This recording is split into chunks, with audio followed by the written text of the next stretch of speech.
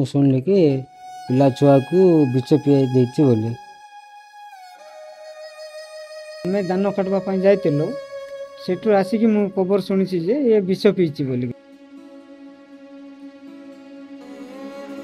ବୋଲେ ତା ସ୍ୱାମୀ ମରିକି ଗୋଟେ ସପ୍ତାହ ହେଇଛି, ହେଲେ ସେ ଟେନସନ୍ରେ ସେ କଣିଆରୀ ଫୁଲର ଫଳ ତା ଛୁଆକୁ ତା ଝିଅକୁ ପିଆଇ ଦେଇଛି ମିକ୍ସ କରିକି ତାଙ୍କେ ପିଇଛନ୍ତି ଆଜି। ମୁଁ ତ ବାହାରି ଯାଇଥିଲି, ଧାନ ମିଳିବା ଯାଇଥିଲି, ଶୁଣିଲା ବେଳକୁ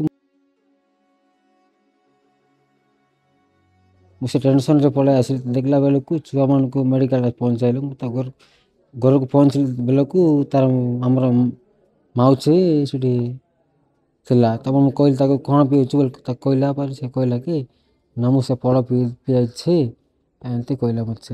ପିଲାମାନେ କେମିତି ଅଛନ୍ତି? ପିଲାମାନେ ସେ ମୁଁ ସେଇଟା କହିପାରିବିନି ସାର୍, ମୁଁ ତ ସେ ତଳେ ଯାଇନି। ଆମ କେତେ ମା ବୟସ ତାଙ୍କର ଅଛି ଗୋଟେ ଦୁଇ ବର୍ଷ ଅଛି। ଆଉ ସେମ୍ ସାର୍, ବୋଲେ ଜୁଡ଼ୁଆ ସେମାନେ ତାଙ୍କେ। ଘର କେମିତି ଚଳିବା ପାଇଁ ଘର କେମିତି ଚଳିବା ପାଇଁ ତାକୁ ସେ ଚିନ୍ତାରେ ସେ ବିଷ ପିଇ ଦେଇଛି। ଆଉ ତାଙ୍କ ସ୍ୱାମୀ କେମିତି ମରିଥିଲା? ତାଙ୍କ ସ୍ୱାମୀ ବୋଲେ ସେ ଆମର ଯେଉଁ ଅଲ୍ କ୍ଲିୟର ପିଇକି ସେ ଟେନସନ୍ରେ ବିଷ ପିଇକି ତାର କିଡ଼ନୀ ଲିଭର ଏ ସବୁ ଖରାପ ହେଇଯାଇଛି, ପୁରା ପଚି ଯାଇଥିଲା ତାର। ତା ସ୍ୱାମୀ ବିଷ ପିଇଥିଲା? ହଁ ତା ସ୍ୱାମୀ ବିଷ ପିଇକି ମରିଥିଲା? ହଁ, ତା ସ୍ୱାମୀ ବିଷ ପିଇକି ମରିଥିଲେ। ଏରାଚୋଡ଼ି ଗାଁ ହେଲା କୋଟଲିଗୁଡ଼ା, ଏୟାରପୋର୍ଟ ପାଖରେ, ଏୟାରପୋର୍ଟ କଲୋନୀ। ହେଲେ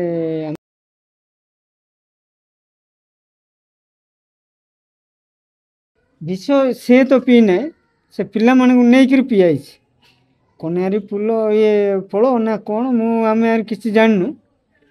ସେ ପାଇଁ ଆମେ କହିଛୁ ଯେ କ'ଣ ପିଇଛି ବୋଲିକରି ଆମେ ବଡ଼ ଚିକିତ୍ସାଳୟରେ ଆମେ ଆଣିକି ଆଡ଼ମିସନ୍ କରିଛୁ ଯେ ଆମେ ଆଜ୍ଞା କ'ଣ ପାଇଁ ପିଇଲେ ଆଜ୍ଞା ଆମେ କିଛି ଜାଣିନୁ।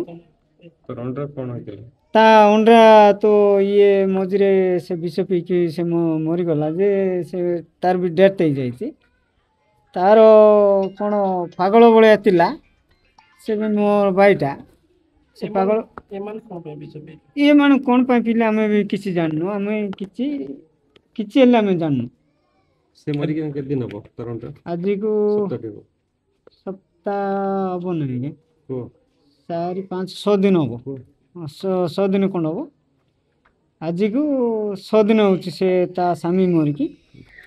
ହେଲେ ଇଏ କ'ଣ ପାଇଁ ପିଇଲେ ଆମେ ବି କିଛି ଜାଣିନୁ କି ଆମକୁ ବି କିଛି ଜଣାଇନି। ତାର ମା ପିଇଲା, ସେ ଛୁଆ 2ଟା ପିଆଇଲା, ପୁଅ ଗୋଟେ, ଝିଅ ବଡ଼, ତାପରେ ପୁଅଟା ନିଜେ ପିଇକି ତାପରେ ପୁଅକୁ ଝିଅକୁ ପିଆଇଲା। Actually around 8:30 PM around ଆମେ ରିସିଭ୍ କରିଥିଲୁ ଜଣେ ମାଆଙ୍କୁ ଆଉ ତାଙ୍କର 2 ଟ୍ୱିନ୍ସ ବେବିଙ୍କୁ, ଯେଉଁଠି ସସ୍ପେକ୍ଟେଡ୍ ଅଲିଆଣ୍ଡର ପଏଜନିଂ, ଯାହାକୁ ଆମେ ମାନେ କନିଆରୀ ମଞ୍ଜି ବିଷ ଖାଇକି ଆସିଥିଲେ। But actually patient mostly stable ଥିଲେ। ଆମର ମ୍ୟାଡ଼ାମ୍ ଡକ୍ଟର ପାନ ମରାଣ୍ଡି ଯିଏକି ଚିକିତ୍ସା ତାଙ୍କର କରିଥିଲେ, ଏବେ ସେ ସମ୍ପୂର୍ଣ୍ଣ ଭାବେ ଠିକ୍ ଅଛନ୍ତି ଏବଂ ତାଙ୍କୁ ୱାର୍ଡ଼କୁ ସିଫ୍ଟ କରାଦିଆଯାଇଛି। ଆଉ ଯେଉଁଠିକି ତାଙ୍କର ରୁଟିନ୍ ଚେକଅପ୍ ସବୁ କାଲି ସକାଳେ ତାଙ୍କର କରାହେବ। ମାଆଙ୍କୁ ଫିମେଲ୍ ମେଡ଼ିସିନ୍ ୱାର୍ଡ଼ରେ ରଖାହେଇଛି ଆଉ ଟ୍ୱିନ୍ସ ମାନଙ୍କୁ ତାଙ୍କର ପେଡ଼ିଆଟ୍ରିକ୍ସ ୱାର୍ଡ଼ରେ ତାଙ୍କୁ ରଖାହେଇଛି। ସିଚୁଏସନ୍ ଏବେ ଷ୍ଟେବୁଲ୍ ହିଁ ଅଛନ୍ତି, ଭାଇଟାଲ୍ସ ଏରିଆ ସବୁ ଷ୍ଟେବୁଲ୍ ଅଛି। ଯାହା ବି ପ୍ରାଥମିକ ଚିକିତ୍ସା ଦିଆହେବା କଥା ଅଲରେଡ଼ି ଦିଆହେଇଯାଇଛି। ଫିଲହାଲ ଏବେ ଭଲ ହିଁ ଅଛନ୍ତି ସେ ଏବେ।